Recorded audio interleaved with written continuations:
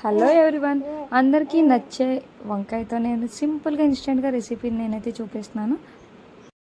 అందరూ ఖచ్చితంగా ట్రై చేయండి. బ్యాచిలర్కి అయితే మాత్రం చాలా సింపుల్గా తక్కువ టైంలో అయిపోద్ది.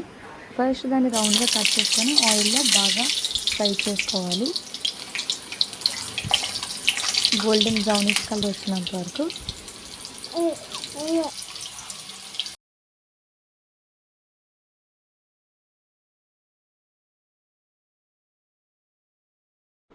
ఈలోపు మనం పక్కన పోపుకైతే రెడీ చేసుకుందాం. కళాయి పెట్టి ఆయిల్ వేసి కొన్ని పోపులు, అల్లం వెల్లుల్లి దంచేసి వేసింది. తర్వాత ఇంకా కరివేపాకు వేసి బాగా ఫ్రై చేసుకోవాలి. ఈలోపు చిప్స్ కూడా ఫ్రై అయిపోతాయి. ఫ్రై అయినవన్నిటిని పక్కకి తీసుకొని పెట్టుకోవాలన్నమాట.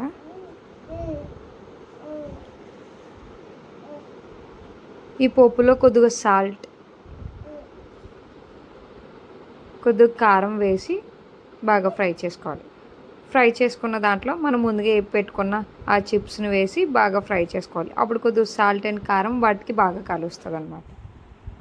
యాక్చువల్గా పోపు లేకుండా కూడా చేసుకోవచ్చు. పోపు వేసుకుంటే కొద్దిగా గార్లిక్ ఫ్లేవర్ ఇవన్నీ తగులుతాయి అన్నమాట. ఇదైతే మాత్రం ఇన్స్టెంట్గా చాలా సింపుల్గా అయిపోద్ది. ఎప్పుడు రొటీన్గా కర్రీస్ అవే కాకుండా ఇలా కూడా చేసుకోండి, చాలా బాగుంటుంది. మీకు కనుక ఈ వీడియో నచ్చినట్టయితే లైక్ చేయండి, షేర్ చేయండి, సబ్స్క్రైబ్ చేయండి. Bye bye.